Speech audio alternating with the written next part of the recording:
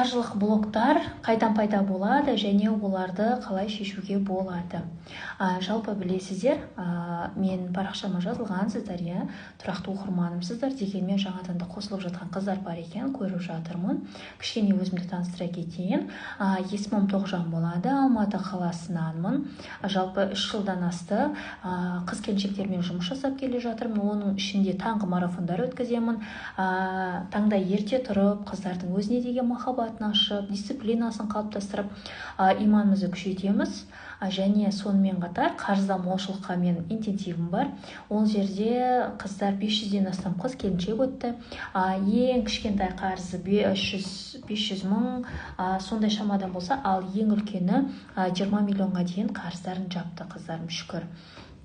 Және де өзім жеке консультация өткіземін. Өздеріңіздің жеке запростарыңызға байланысты консультациялар қазір өте тиімді бағамен болып жатыр. Сіздерге көмектесу ниетінде. Жалпы мен туралы қысқаша осылай. Егер толығырақ ақпарат қажет дейтін болсаңыздар, парақшама кіріп, сіздерге арналған рилстарымды қарасаңыздар болады, каруселдерді қараңыздар, актуальныйды қараңыздар. Оның барлығында техникалар, инсайттар, неше түрлі білімдермен жалпы тегін бөлісіп отырамын. Енді бүгінгі тақырыбымызға келетін болса, бұл сіздердің қаржылық блоктарыңыз туралы болады.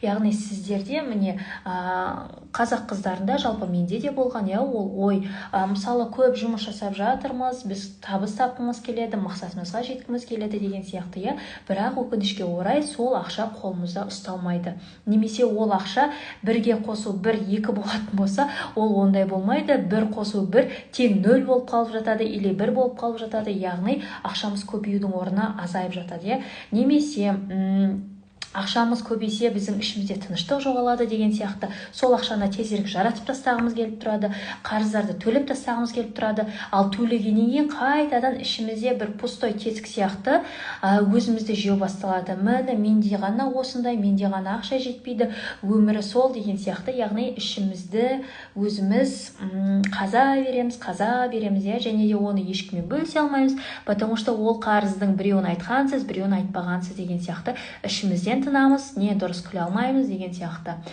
Егер де сізде осындай проблемалар бар болатын болса, таныс болатын болса, онда бұл эфир сізге арналады. Эфирді до конца көріңіздер.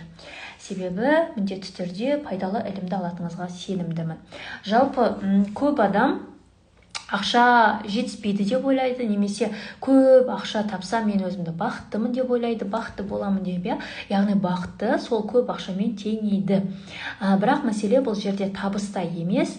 Бұл жерде проблема именно біздің тесікшелік сияқты табысымыздың ақ кетіп жатқан жері ол біздің санамыздағы бағдарламада екен. Яғни біздің өзіміздің ескі сценарийіміз, ескі установкаларымыз деп жатамыз. Міне осылардың кесірінен біз дәл қазіргі кезде ақшамен проблемаларымыз болып жатыр екен. Енді бұл бағдарламаларды жалпы жан-жақтан сіздер уже естіп жүрсіздер. Что олар бала кезден қалыптасады, немесе жан-жақтан келеді деген сияқты. Мен де оның барлығымен 100% келісемін. Тағы да еще осы жерде толық. Так, маған звондап қалды. Даусым барлық жақсы естіліп тұр ма? Егер жақсы болса, ары қарай жалғастырайын. Плюс қалдыра кетіңіздерші, егер жақсы естіп тұрсаңыздар.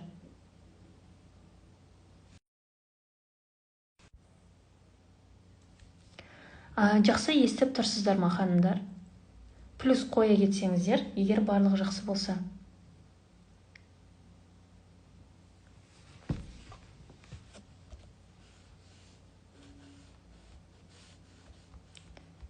Комментарийға жазып жатырмын да.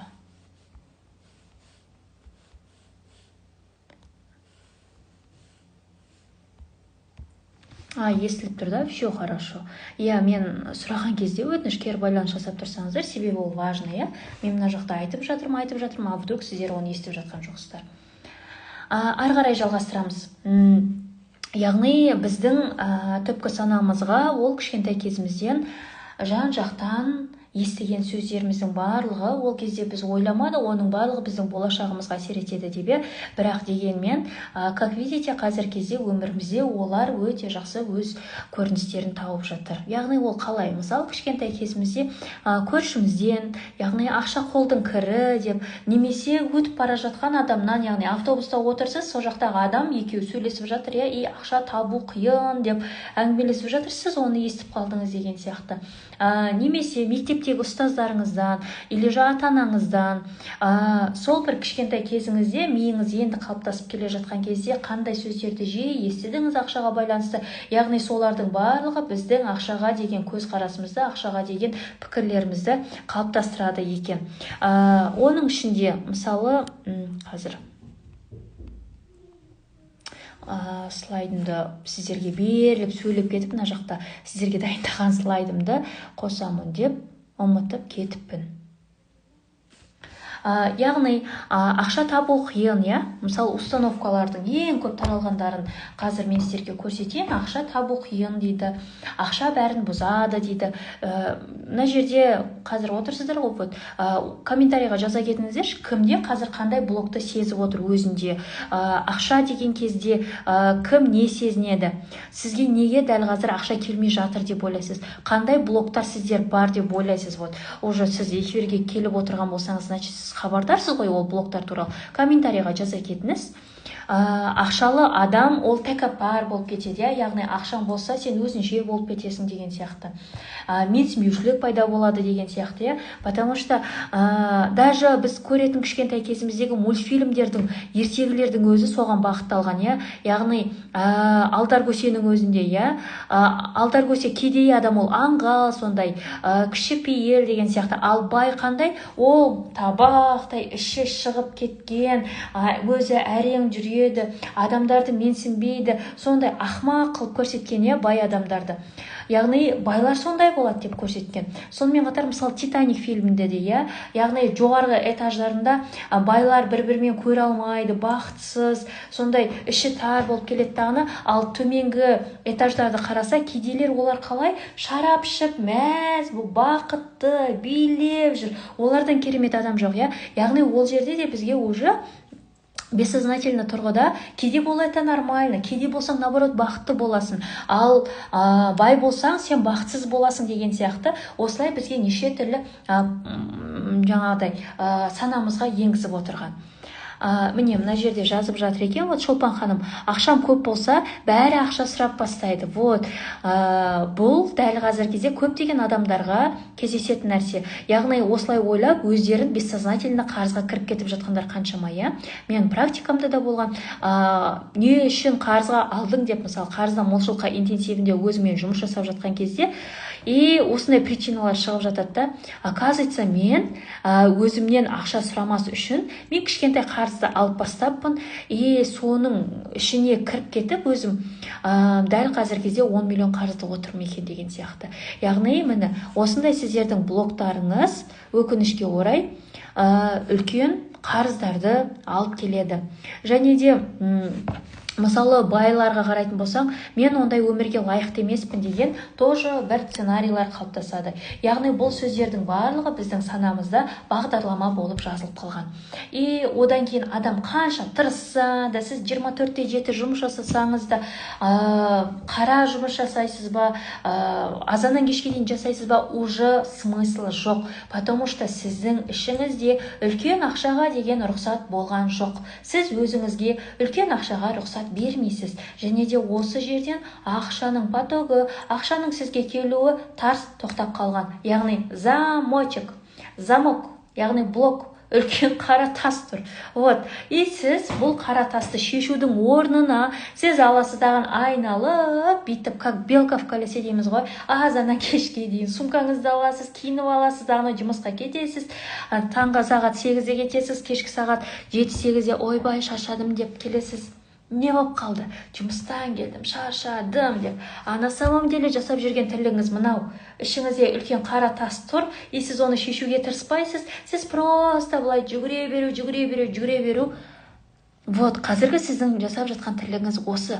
Ал егер де сіз бұл нәрседен все, мен шаршадым, мен вот миымдағы блокты шешіп адам құсап байығым келеді дейтін болсаңыз, онда бұл эфирге менің парақшама дөп түсіп келіп отырсыз. Себебі мен именно осы саламен айналысам, мен жақсы көретін темам бұл. Енді бұл установкалар ол бір жағы. Екінші жағы бар. Ұят деген сезім бар, иә? Біз қазақта, мен қоғамда ұят деген өте белең алған.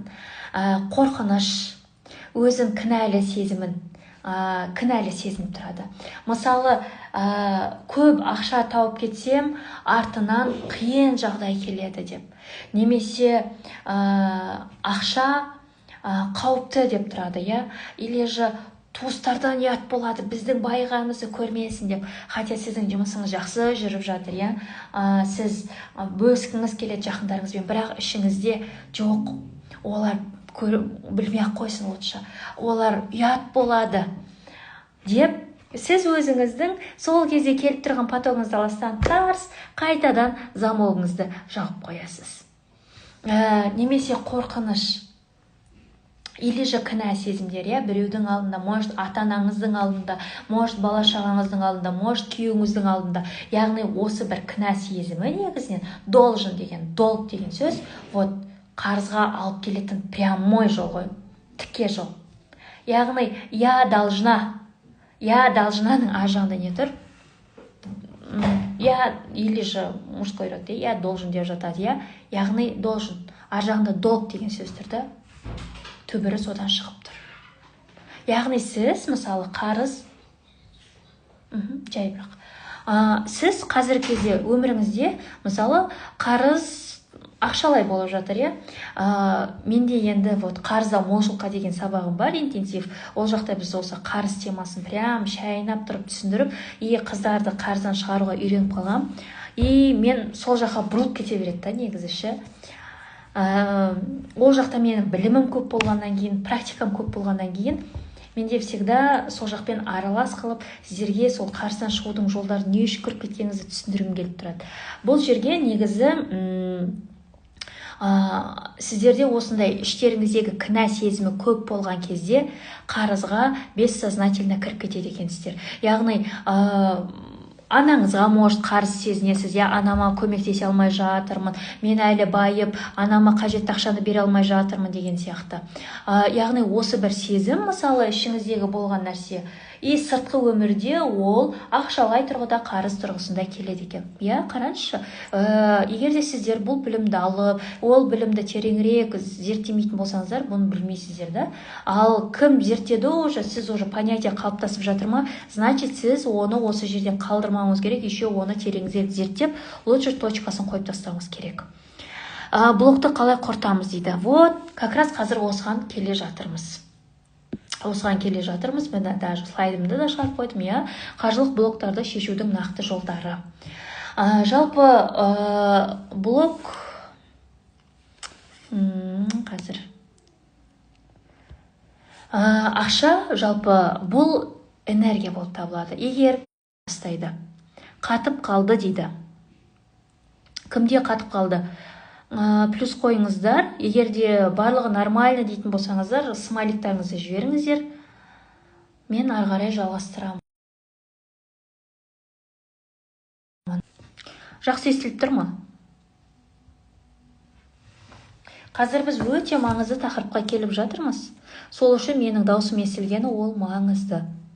Яғни біз осы қаржылық блоктардың шешу жолдарымен қазір бөлісемін. Егер де даусым жақсы естіліп тұрса, смайликтеріңізді жіберіңіздер, мен ары қарай жалғастырамын.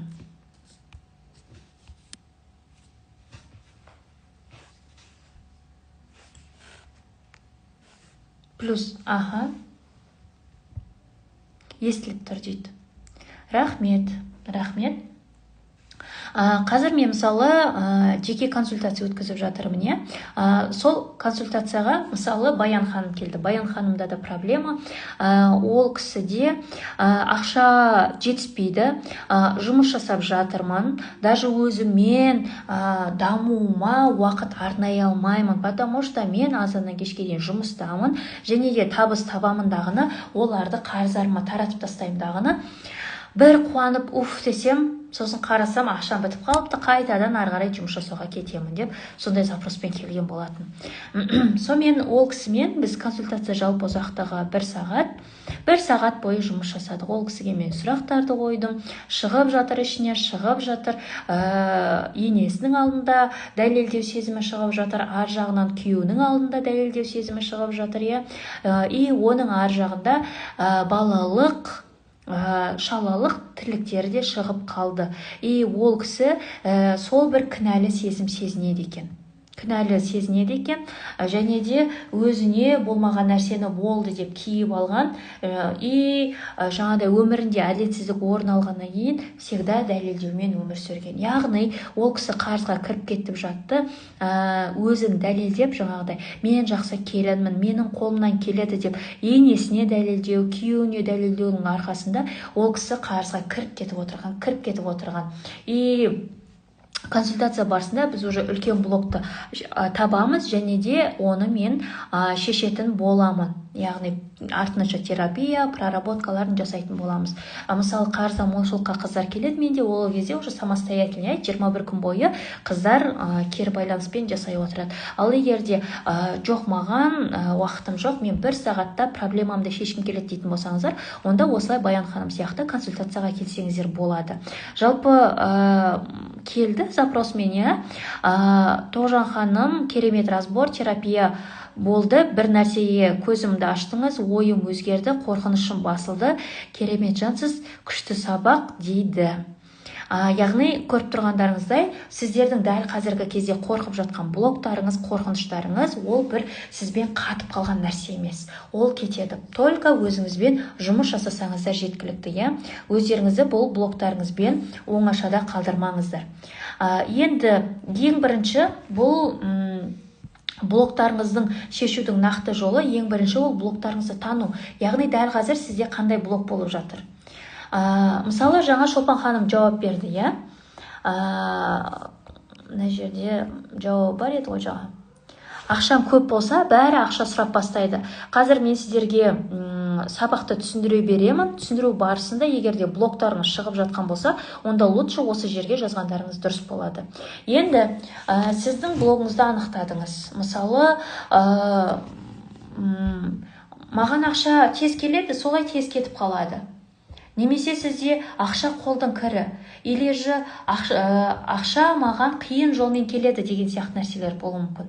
Ал егер де кімде бұл блоктарын тану кішкене қиындау болып жатса, мен бұны сезбеймін деп жатсаңыздар, онда мен сіздерге қазір сұрақтарды айтамын, сол сұрақтарды жазып алыңыздар. Жақсы ма? Ең бірінші сұрақ: мен ақша туралы не ойлаймын? Жалпы бұл сұрақты барлықтарыңыз жазып алыңыздар. Қазір эфир аяқталады, осы тапсырмаларды орындайсыздар. Себебі бұл маңызды. Блоктарыңыздың шығуға келдіңіздер ма, ендеше әрекет жасау керек. Не болып жатыр сіздің ішіңізде, Мен ақша туралы не ойлаймын? Бірінші сұрақ. Екінші сұрақ. Ақша келгенде менде қандай сезім туады? Екінші сұрақ. Ақша келгенде менде қандай сезім тұрады? Балам, су құйып берші. Үшінші сұрақ. Ақша жоғалғанда өзімді қалай сезінемін?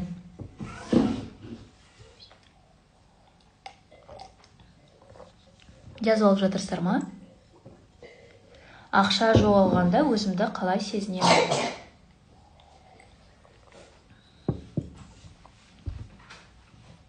Және төртінші сұрақ.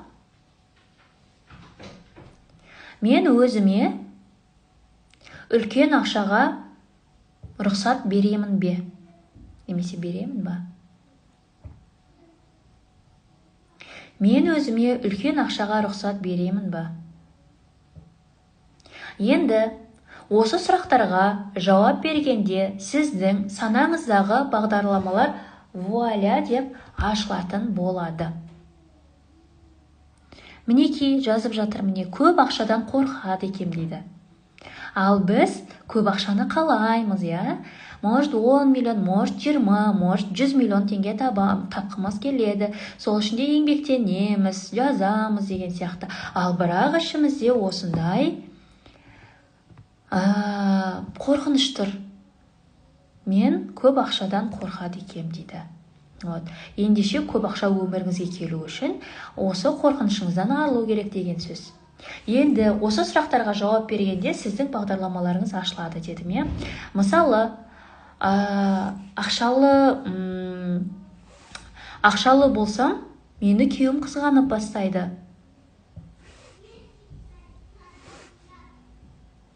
Немесе күйеуім аз табады, мен де одан көп таппауым керек деген. Мысалы, қазір кезде бізде қыздар өте пысық, олар декретте отырса да құр отырмайды. Енді ана ғой, баласына керекті қажетін алғысы келеді деген сияқты.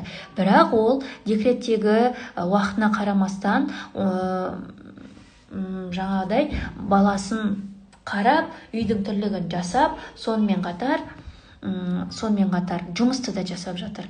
Но жұмысты жасап жатыр, бірақ ақша келмей жатыр. И оның ішінде осы сұрақтарға жауап жазған кезде осындай ответ шықты. Яғни күйеуім аз табады, мен де одан көп таппауым керек деген. Обидно, иә? Қараңызшы. Сіздің еңбегіңіз бір тиын болып қалады. Сіздің осы қорқынышыңыз еңбегіңіздің үстін басып тастайды. Қалай арыламыз дейді. Қазір айтып жатырмын ғой, тыңдаңыз. Ақша жалғыздық дейді. Менде ақша болса көбіне тығып өзіме алғым келетін затқа рұқсат ете алмаймын дейді. Мінеке. Яғни сіз өзіңізге рұқсат ете алмаған соң, ол ақша сіз еңбек етіп табасыз, бірақ рахаттана алмаған соң, сіздің денеңіз оған қалай реакция береді? Ақша ол стресс, ақша ол шаршау, ақша ол маған қиындық деген сияқты келеді. Потому что сіз ол ақшаның рахатын сезінбей жатырсыз, және де оған рұқсат бере алмай жатырсыз. Ендеше не істейміз? Жайлап ақшаны өзіміздің рахатымызға қолданып бастаймыз. Егер де сіз өзіңізге рұқсат ете алмас сезім болса, иә. Яғни сразу мен 500 мыңға барып айфон алыңыз демеймін. Хотя бы 10 мыңнан бастаңыз. 10 мыңнан массаж бір сеансын алыңыз аптасына бір рет. Қандай рахат болып қаласыз. Мен ақша туралы еш нәрсе ойламайды екенмін дейді. Әсем ханым, егер де сіздің өміріңізде ақшамен проблема болып жатса, значит сіздің өміріңізде ақшамен блок бар деген сөз. Просто сіз оған мән бермейсіз. Сіздің есіл дертіңіздің бәрі ақша табу үшін 24/7-мен уақытыңыз өтіп жатыр. Яғни сізде уақыт жоқ, ол блоктар туралы ойлау. Ал енді сіз осы эфирге келіп қалған екенсіз, значит мен берген жаңа 4 сұрақты айттым. Сол 4 сұраққа жауапты жазатын болсаңыз, сіз ақша туралы ойыңызды анықтай аласыз. Ақшаны қалай жинауға болады дейді. Ол туралы алда эфир өткізетін боламын. Бүгінгі тақырыбымыз басқа. Сол себепті тақырыптан ауытқымаймыз. Мен ақша жұмсағанда жеткізе алмай қаламын. Сосын уайымдап жүремін дейді. Яғни бір кісі ақшаны өзіне жұмсай алмай жатса, ал мына жақта басқа ханым жеткізе алмай қалып жатыр. Яғни бұл жерде уже бізге қаржылай сауаттылық. Но при этом қараңыздар, жеткізе алмай қалам деген ол тоже сіздің установкаңыз жатыр. Яғни сіз ақшаңызды жаратып тастағыңыз келіп тұрады. Яғни сіз ақшадан тезірек құтылып тастағыңыз келіп тұрады. Не үшін? Ақша сіз үшін не? Ақша туралы не ойлаймын деген сұраққа сіз внимательно жауап беруіңіз керек. Жетпей қалады айдан айға дейді. Жеткізе алмай жүремін дейді. Значит, сіздің шығыныңыз көп, табатын табысыңыздан. Яғни сіздің нормаңыз өсіп кетті, ал табысыңыз өскен жоқ. Бұндай жағдайда не істейміз нормализовать ету үшін? Либо табысыңыз өспейтін болса, шығынымызды кемітеміз.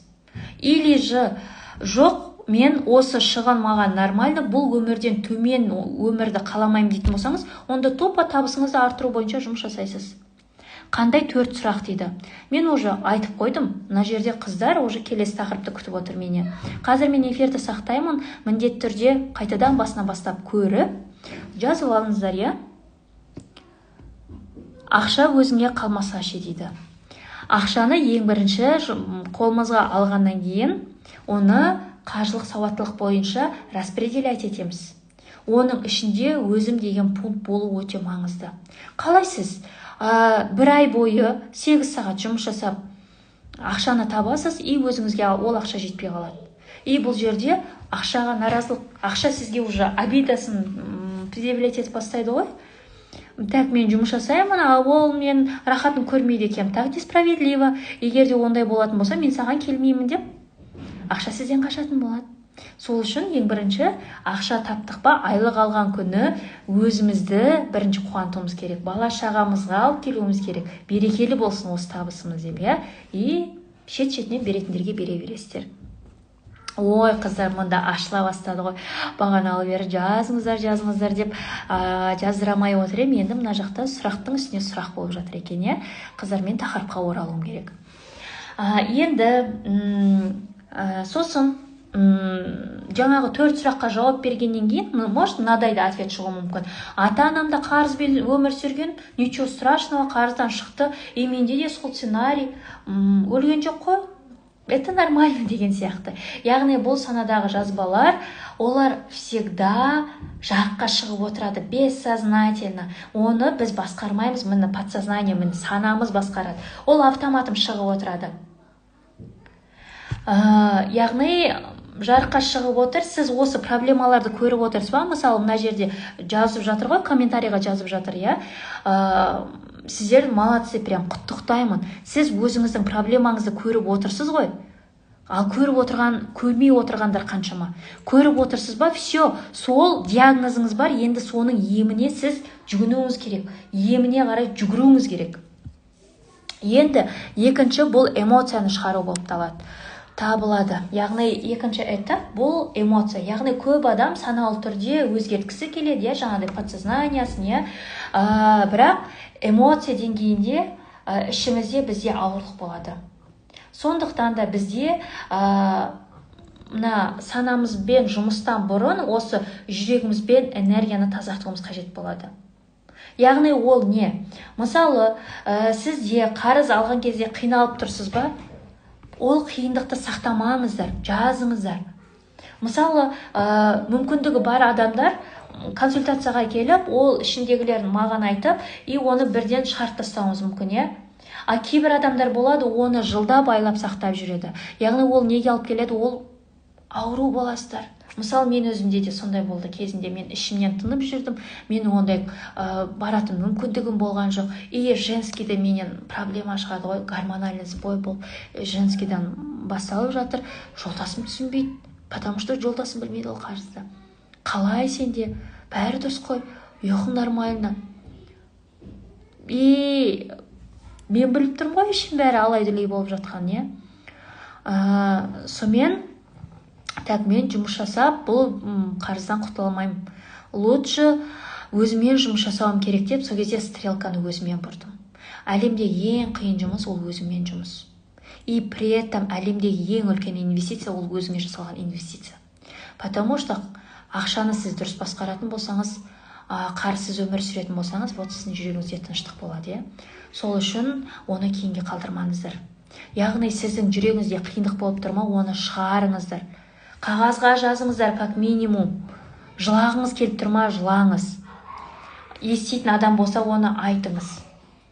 Немесе жүрегіңіздің түкпірінде жаңағыдай ата-анаңызға деген реніш, егер де олар маған дұрыс тәрбие берген кезде, немесе ата-анам маған сол кезде бұлай сөйлемегенде, мен қазір осындай өмір сүрмейтін едім деп, қаншама кісілердің жүрегінде обидамен өмір сүріп жатыр.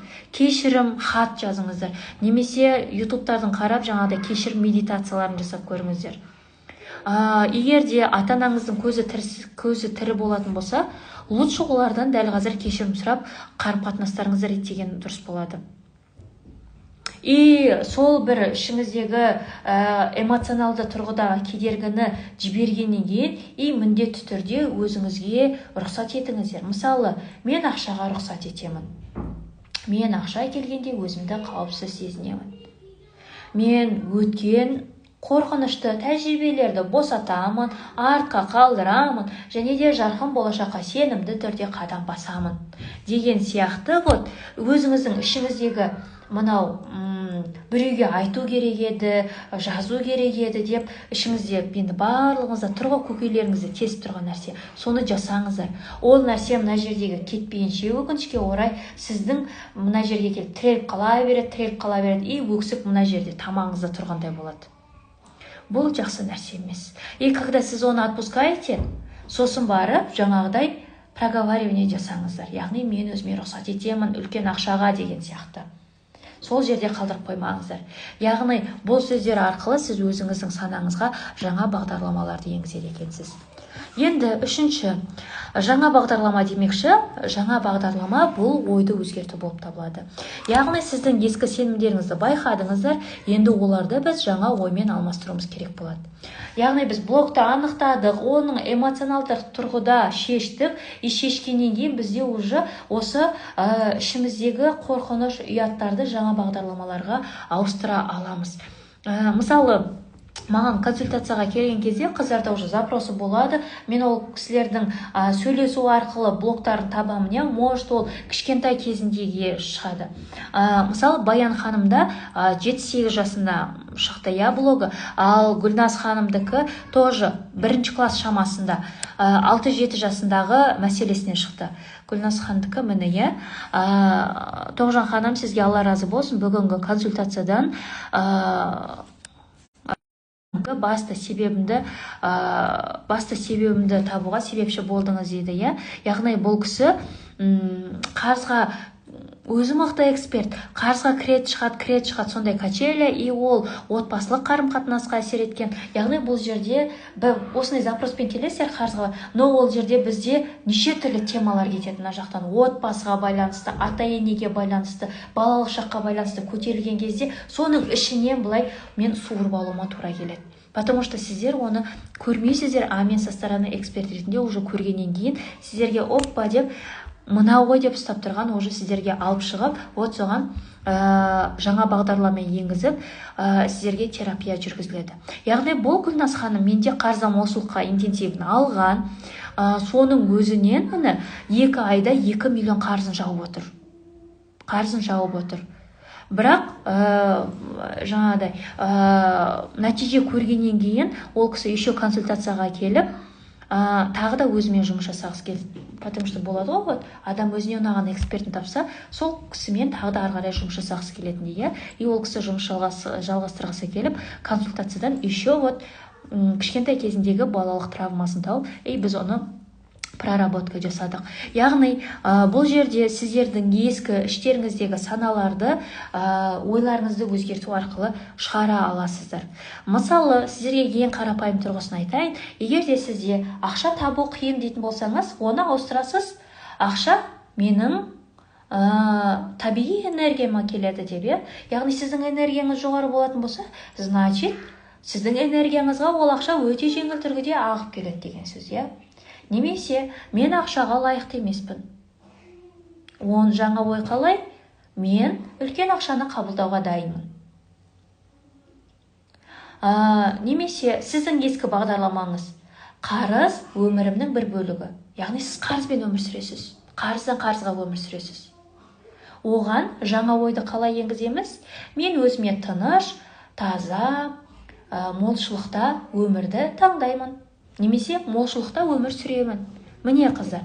Яғни бұл, былайша айтқан кезде қазір аффирмация деп кетті ғой, Аффирмация деп те айтсақ болады, бірақ аффирмация ол біздің дінімізге, шариғатқа ол қайшы нәрсе емес.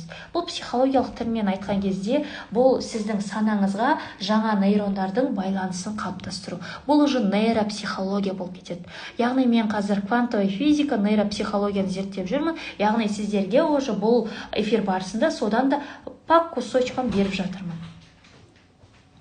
Қазір бітірейінші, сосын шай қоямын. Қазір комментарийларыңызды оқиын.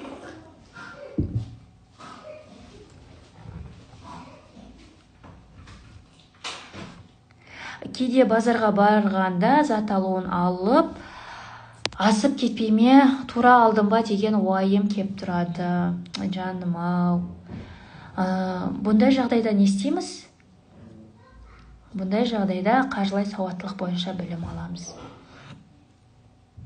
Айлық аламыз, 2 күнде тауысамыз. Бұл да сіздердің қаржымен дұрыс басқара алмағандықтан несие болып кетті. Яғни қазір эмоциональный покупка деген, маркетингтің жертвасы болу деген өте қатты белең алып жатыр. Сонда эмоциональный покупкадан қазір несиеге өкінішке орай халқымыз өмір сүріп жатыр, иә. Аңырап өкіріп жылаймын дейді. Өзіме жылы сөздер айтсам жақсы көремін деп. Мына жерде кішкене сөздеріңіз түсінбей қалыпты. Яғни міне өкіріп жылаймын, яғни бұл уже эмоциялық тұрғыда, яғни шығарып тастаңыздар, ұстамаңыздар.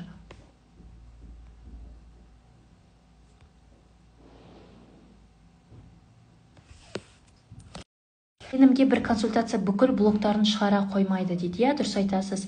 Потому что сіздердің бастарыңызда қаншама запростарыңыз бар, қаншама блоктарыңыз бар, бірақ дегенмен сіздердің консультацияға келген кезде бір запроспен келесіздер, сол запросыңыздың шешімін алып кетесіздер. Шешімін, яғни сол проблемаңыздың, сол запросыңыздың блогын шешіп кетесіз. Және де менде бір апта кері байланыс болады, плюс сіздерге жаңа бағдарлама, соны ары қарай да жалғастыру үшін мен 40 күндік жаңа трансформациялық практика бүгін жазып консультация өткен қыздарға жіберіп жатырмын. Яғни сіздер бұл консультациямен шектеліп қалмайсыздар, дальше өздеріңіздің жаңа версияларыңызды жасауға әдеттенетін боласыздар.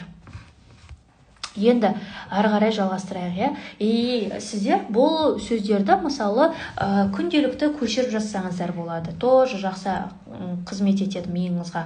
Немесе сөздерді жаңа диктофонға жазып, оны тыңдап алып та жүрсеңіздер болады. Бірақ қараңыздар, жаңа нейрондар қалыптасу үшін бізге 21 күн мен 40 күннің арасында оны үздіксіз жасап отыруымыз қажет болады. Енді 4-ші этап бұл энергиямен жұмыс болып табылады. Энергиямен жұмыс. Так, мен мына жерде бір слайд дайындаған едім ғой. Ладно, былай айта берейінші. Яғни энергиямен жұмыс, ақша тек қана сіздің, мен 8 сағат жұмыс жасадым, сол 8 сағатқа ғана ақша келеді емес. Немесе мен магазинде таңғы сағат 9-дан 3-ке дейін тұрдым, сол аралықта ғана еңбегіме қарай ақша аламын емес. Жалпы ақша сіздердің энергияларыңызға келеді екен. Сол себепті де, егер де ақша ағыны көбірек келген қалайтын болсаңыздар, значит, өздеріңіздің энергияларыңызды көтерумен міндетті түрде жұмыс жасауларыңыз керек. Ол табысты өзіңізге тартудың ең басты шарты болып табылады. Яғни мен сіздерге поэтапно айтып жатырмын. Яғни өзіңіздің блогыңызды таптыңыз, эмоционалды жұмыс жасадыңыз, және де ескі бағдарламадан жаңа бағдарламаға орнаттыңыз, енді жаңа бағдарлама іске асып, ол сізге активизировать дейміз ғой, активизировать ету үшін біз өзіміздің энергиямызды да көтеруіміз қажет болады екен. Энергияны көтерудің жолдары ол қалай жалпы? Ерте тұру, дұғаңызды жасау, Аллаға жақындау, зікіріңізді айту, қарыздан құтылуға байланысты, ақша потогын ашуға байланысты қаншама техникалар бар, Даже мен Instagram парақшама кіріңіздерші, соның өзінде листать етсеңіздер, неше түрлі техникалар, неше түрлі дұғалар бар. Алыңыздарды жасаңыздар. Медитация жасаңыздар, таза тамақ, фаст емес, газировка емес, қатты мучной, сладкое емес, таза тамақ. Су көбірек ішіңіздер, күніне минимум 2 литр су ішіңіздер. Қозғалыс мықты болуы мүмкін. Қозғалыс мықты болу керек. Мысалы, менде таңғы марафонға келген қыздарда жаңағыдай, олар дисциплинасын қалыптастыруға келеді, өздерінің жаңа әдет қалыптастыруға келеді, но оларда ақшасы көбейіп жатады, табысым артты, Тоғжан ханым, немесе заказым көбірек түсіп жатыр, жұбайымның қызметі өсті, немесе қызым жаңада 1-ші орын алды деген сияқты отзывтар келіп жатады. Оның барлығы менде қыздар ойдан шығарған нәрсе емес, олардың бәрі менде отзыв каналда бар. Көрсеңіздер болады. Прям барлық қыздардікі по полочкам сақтап қойған. Яғни оларда не үшін келіп жатыр? Ол нәтижелер, яғни қозғалыс бар оларда. Осы айтқандардың барлығы комплексно жұмыс жасайды да. Мысалы 10 000 қадам как положено жасайды. Таңертең ерте тұрып зікірін айтады, берілген дұғаларды оқиды, яғни рухани дамиды, жұмыс тәптеріне жазады, медитациясын тыңдайды деген сияқты. И алғыс жүргізеді. Яғни бұның барлығы сіздердің энергияларыңызды потогын көтеруге жақсы әсер етеді. Вот. Яғни сіздің өміріңіз тынышталған сайын біз тез қимылдап үйренген адамдармыз ғой. Жалпы қазіргі әйелдер солай, и сөйтет тағыны қалай мужская энергияға өтіп кеткен білмей қалады. Өздері ерлерден жұлып алады тағы да ер адамның тірліктерін. Сосын ер адамға ренжиді. Вот, менің күйеуім диванный критик, аз ақша табады деген сияқты. Неге? Потому что біз осы бір асығыстығымызбен, тез қалайтынымызбен, тез нәтижеге жеткіміз келетіндігімен біз осылай құртып аламыз. Негізі әйелдердің натурасы қандай? Ол баяу болу керек. Баяу, оның ритмі сондай. Егерде біз өзіміздің күйімізге, өзіміздің қалпымызға түсетін болсақ, біздің санамыз да тұрақталады, ақшамыз да тұрақталады екен. Вот, ханымдар. Жалпы менде бүгінгі эфирге дайындалған ақпараттарым осындай. Сұрақтарыңыз болса қойыңыздар, мен қазір жауап беретін боламын.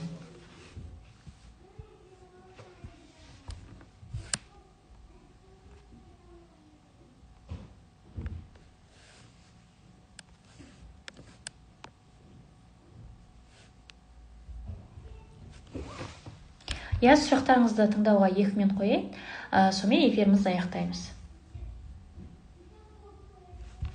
Жаңа консультацияны сұрап жазып жатыр екенсіздер. Жалпы консультацияға сіздер өздеріңіздің арнайы запростарыңызбен келесіздер, яғни ол жерге қарым-қатынасқа байланысты, немесе ақшаға байланысты, немесе өзіңіздің ішкі сенімсіздігіңіз болуы мүмкін, немесе өзіңіздің жаңағыдай әйелдік натураңыздан ауысып кетті. Менде әйел болғым келеді, или же әйел бақытын сезінгім келеді деген сияқты, немесе мына қарыздардан шыққым келеді деген сияқты қыздарда арнайы запрос болады. Яғни біз осы сіздің запросыңызды талдайтын боламыз, және де сізді тежеп тұрған, сізді ұстап тұрған блоктар мен сенімдерді анықтайтын боламыз, және оларға міндетті түрде терапия, проработка жасалынады. Балам, есікті жаба қойшы. 1 минут.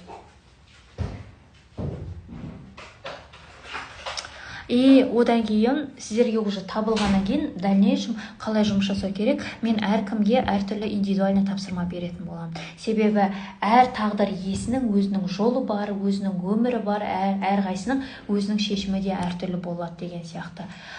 И главное, бұл жерден сіздер белгісіздікпен емес, уже нақты жоспармен, таза санамен шығатын боласыздар. Яғни бұл просто сөйлесу, ішіңіздегіні айту емес, бұл уже сіздің өміріңізді басқару процесі болып табылады. Яғни өміріңізде уже жаңа деңгей, жаңадай миыңыздың жеңілдегенін, жүрек көзіңіздің ашылғанын уже консультациядағы сезінетін боласыздар. Бұл жерде мен орын саны аз, себебі мен басқа проекттерім бар деген сияқты, аптасына тек қана 5 адамды ғана аламын. Осы аптаға менде уже 2 орын ғана қалды. Егерде толық ақпарат алам дейтін болсаңыздар, мысалы консультация барсын, сториске өтсеңіз болады, немесе актуальныйда консультация деп сақталған, консультация деп, сол жерден танысып толық ақпарат ала аласыздар.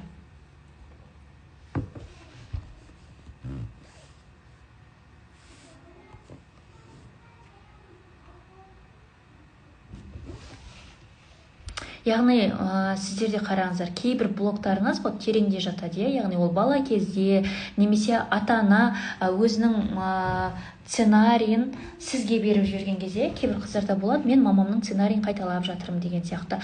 Бұндай жағдайда уже сізге жеке жұмыс жасау қиынырақ болады, и жеке консультацияда бұны сізге ең жылдам және де қауіпсіз жолмен уже шығарып өзгерте аламыз. Өйткені мен сізге санаңыздағы түйінді бірден көріп, уже оны сөз арқылы, терапия арқылы энергиямен шешуге сіздерге көмектесетін боламын. Вот.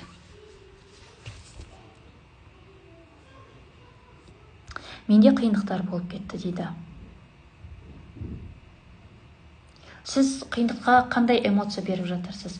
Қиындық деп қайғырып, соның артынан жылау болып жатыр ма? Или же егер жылау бола беретін болса, жертва күйіне болатын болсаңыз, сіз ол жерде уже треугольник Карпмана дейді. Яғни спасатель, жертва, тиран. Осы үш рөл сізде қайталана береді. Одан сіз шыға алмайсыз.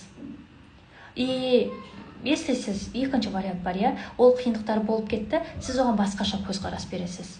Яғни Аллах қиындықты сүйген құлына береді. Значит, мен бұл қиындықты көтере аламын, и менде оның шығатында күш бар.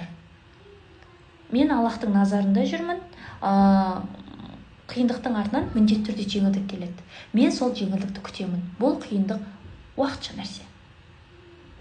Деп сіз Аллахтың беретін жеңілдігінен үміт етіп, сол жеңілдікке ұмтыла беретін болсаңыз, ол жеңілдік сіздің өміріңізге ертерек келетін болады. Немесе ең элементарный теңеу.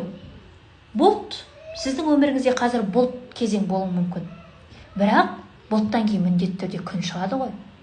Значит, сіз сол күннен үмітіңіз зор болу керек. Ал бізде қалай? Біз ол күнді көрмейміз ғой. Біз қиындықтың ішіне кіріп кеткенімізде сол қиындықты көміліп ішінде қиындықтың үстіне қиындық келіп жатыр.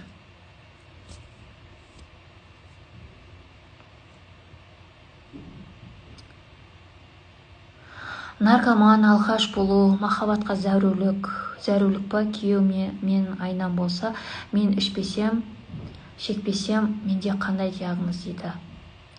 Айнұр ханым, бұл жерде басқаша выгода бар. Бұл жерден сіздің сабақ алатыныңыз махаббатқа зәрулік емес, мүлде басқа жақта. Жалпы ол теманы ашатын болсам, біз үлкен басқа бөлімді бастап кетеміз.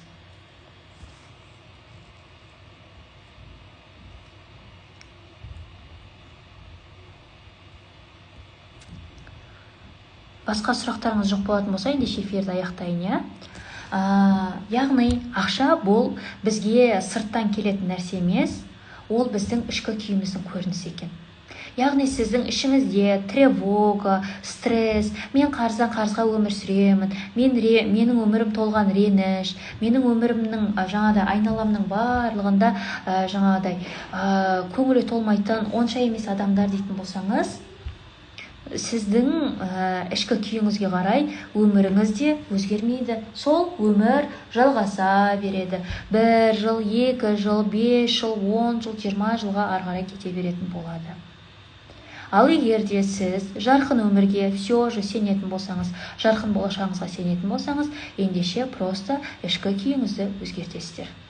Егер сіздің ішкі тепе-теңдігіңізді табатын болсаңыз, онда ақша уже өзі келіп бастайды.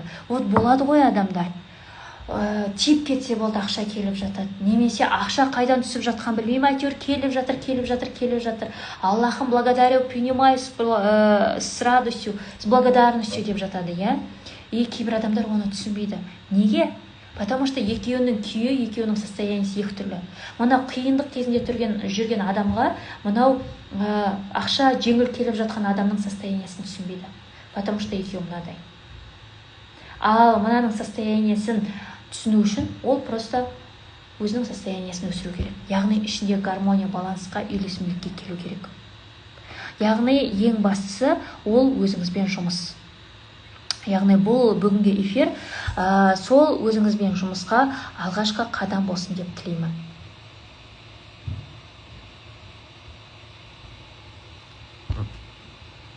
Барлықтарыңызды эфирде көргеніме қуаныштымын. Қазір иншаллах эфирді сақтауға тырысамын. Жақындарыңызбен бөлісіп қойсаңыздар болады. Қазір тоқтаңыздар. Жаңағы ақша установкаларыңызбен жаңа ой дедім, соған байланысты медитация, аффирмациялар тыңдасаңыздар болады дедім. Қазір мен соның сілтемесін, яғни телеграмға сақтап қоямын. Телеграмның сілтемесін өкінішке орай мына жерге жібере алмай отырмын ғой. Сториске саламын. Сол стористен телеграмға өтіп тыңдай аласыздар. Сау болыңыздар. Кештеріңіз жақсы өтсін.